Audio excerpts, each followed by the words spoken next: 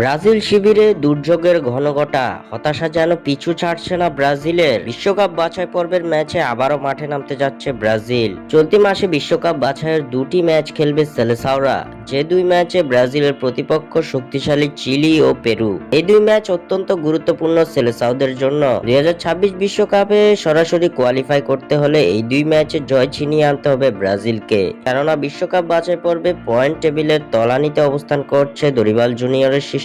এখন পর্যন্ত 8 ম্যাচের মধ্যে 4 ম্যাচেই হারের স্বাদ পেতে হয়েছে ব্রাজিলকে, ফলে বিশ্বকাপ বাছাইয়ে ব্রাজিলের পয়েন্ট মাত্র 10। এমন অবস্থায় ব্রাজিলের হাতে যে কটি ম্যাচ বাকি আছে তার সবগুলোতেই জিততে হবে সেলেসাওদের। এমন বাঁচা মরার ম্যাচের আগে এবার ব্রাজিল শিবিরে এলো বড় দুঃসংবাদ। ইনজুরির কারণে যেন কপাল পুড়তে যাচ্ছে 5 বারের বিশ্ব চ্যাম্পিয়নদের। ইনজুরির কারণে এবার ব্রাজিলের আসন্ন 2 ম্যাচের স্কোয়াড থেকে ছিটকে গেছেন দলের সেরা তারকা ভিনিসিয়াস জুনিয়র। লা লিগায় ভিয়ারিয়ালের বিপক্ষে রিয়াল মাদ্রিদের জয়ের ম্যাচে কাঁধের ইনজুরিতে পড়েছেন ভিনিসিয়াস জুনিয়র। ভিয়ারিয়ালের বিপক্ষে সেই ম্যাচে দ্বিতীয়ার্ধে নজর কাড়া এক গোল করেন ব্রাজিলিয়ান এই তারকা। দুর্দান্ত সেই গোলে রিয়াল মাদ্রিদের জয়ে গুরুত্বপূর্ণ ভূমিকা পালন করেন ভিনি। এরপরই কাঁধের চোট নিয়ে মাঠ ছাড়তে দেখা যায় ভিনিসিয়াসকে।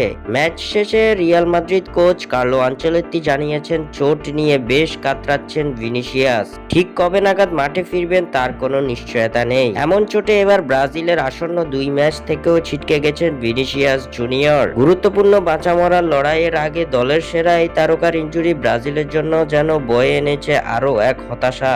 স্বাক্ষর থেকে সাব্বির ইসলাম।